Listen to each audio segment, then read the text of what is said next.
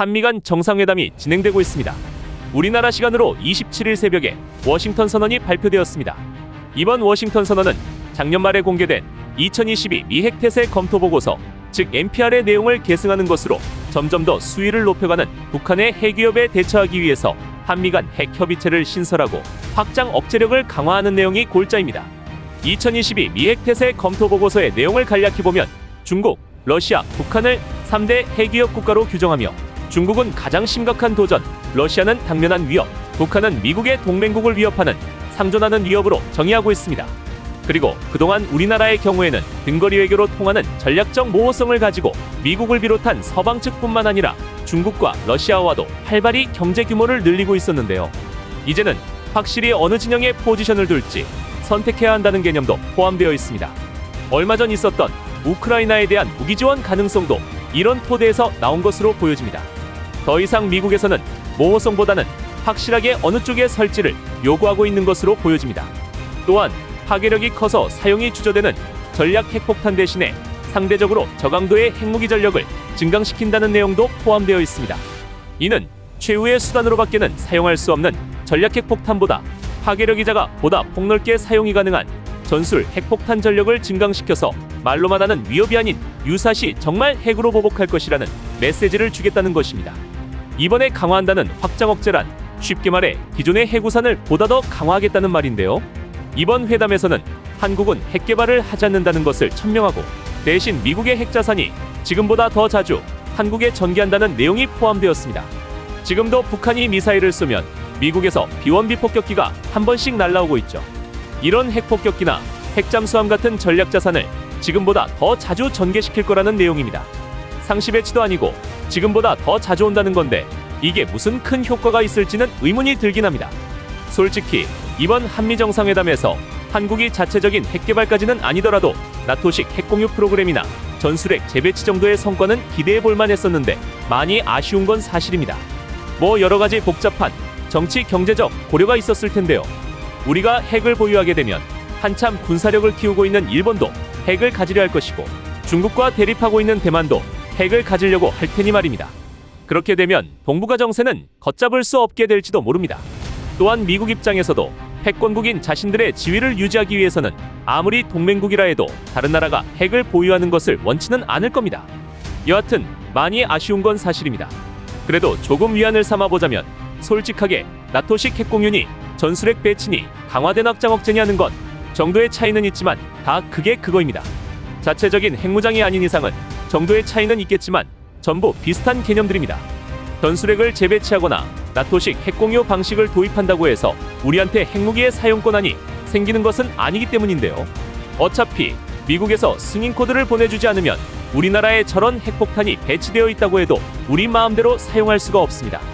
그렇다 해도 강화된 확장 억제는 우리나라 땅에 핵이 배치되어 있는 것보다는 낮은 단계의 핵 억제력이라는 사실은 부정할 수 없습니다.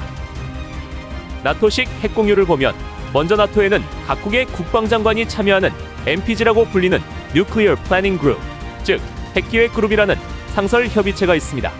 나토 회원국은 총 31개국이 있는데 이 중 미국, 영국, 프랑스는 자체적으로 핵을 개발해서 보유하고 있고 나머지 28개국은 비핵화를 선언하고 있기 때문에 자체적으로 핵을 개발하지는 않는데요. 하지만 유럽의 경우 세계에서 가장 많은 핵을 보유하고 있는 러시아와 대치하고 있기 때문에 핵 억지력을 제공받을 필요성이 있었습니다. 이 때문에 미국으로부터 B-61 전술핵 폭탄을 제공받아서 현재 독일, 이탈리아, 튀르키예, 네덜란드, 루마니아, 벨기에 이렇게 5개국에 배치해두고 있습니다. B-61 핵폭탄은 비행기에서 투하하는 항공폭탄인데요. 크기가 아주 작으며 무게도 약 320kg 정도로 대부분의 전투기에 탑재해서 발사할 수 있습니다.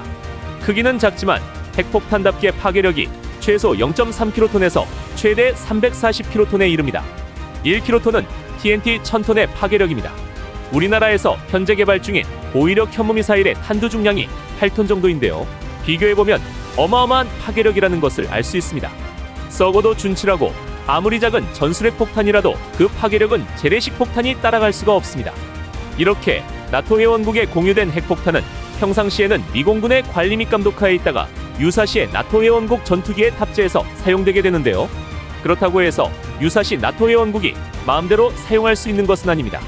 나토 회원국도 미국에서 발사 코드를 전달받아서 입력하기 전까지는 폭탄이 활성화되지 않기 때문에 사용할 수가 없습니다. 그래도 핵폭탄을 자국 땅에 배치해두고 있는 것과 유사시에 저 멀리 3,000km 떨어진 괌에서 비행기에 싣고 오는 것과는 분명히 차이가 있을 겁니다. 전술핵 재배치 같은 경우에도 과거 우리나라에 주둔 중인 주한미군에는 전술핵 폭탄이 배치되어 있었습니다. 그것도 약 700발이라는 어마어마한 수량을 가지고 있었는데요. 하지만 소련의 힘이 점차 빠지기 시작하고 서방과 중국의 관계가 개선되기 시작하면서 보유 수량이 점점 줄다가 한반도 비핵화 선언을 하기 직전 전부 철수되게 됩니다. 이때가 1991년인데요. 한반도 비핵화 선언은 당시 한국 측의 정원식 국무총리와 북한의 연영목 국무원 총리가 공동 선언한 것으로 한반도의 비핵화를 통해 핵전쟁 위협을 없애고 평화적인 통일 환경을 구축하자는 내용의 선언문입니다. 이 선언문에는 남북한은 우라늄 농축 시설을 보유하지 않고 비핵화를 검증하기 위한 사찰을 받기로 하는 등의 내용들이 포함되어 있습니다. 하지만 북한은 선언문에 서명하고 난 후에도 지속적으로 핵을 개발하고 있었죠. 현재 6차 핵실험까지 진행되었고 이제 곧 7차 핵실험이 코앞으로 다가온 상황입니다. 주한미군에 저렇게 많은 핵폭탄을 쌓아두고 있다고 해서 유사시 우리 전투기에 달고 나가서 사용할 수 있었던 것은 물론 아닙니다. 우리나라에 배치된 전술핵 폭탄은 오직 미군만이 사용할 수 있었습니다. 하지만 아무리 미국이 승인해야지만 사용할 수 있는 핵폭탄이라도 우리나라에 핵이 배치되어 있는 것과 그렇지 않은 상황에는 분명히 다름이 존재할 겁니다. 유사시 북한이 오판할 수 있는 여지가 후자 쪽이 훨씬 더 많을 테니까 말입니다. 이번 회담에서 나온 확정 억제 강화 방안은 나토식 핵공유나 전술핵 재배치보다는 한 단계 낮은 레벨의 핵 억제 전략임에는 틀림없습니다.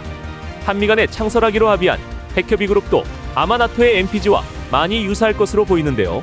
이는 미국이 한국에 제공하는 핵 억제력의 신뢰성을 높이기 위한 방안의 하나인 것으로 보여집니다. 그동안 북한이 미사일을 발사할 때마다 한반도에 와서는 그냥 한 바퀴 돌고 가는 비원비 폭격기를 보면서 과연 저런 걸로 북한의 도발에 제대로 대응할 수 있을까 하는 의문 섞인 시선이 많았던 것도 사실입니다. 한국에 핵폭탄을 배치하던 해구산을 강화하던 간에 여하튼 분명한 것은 북한이 오판해서 실제로 핵을 사용한 다음에는 돌이킬 수 없는 너무 큰 피해가 발생하게 되겠죠.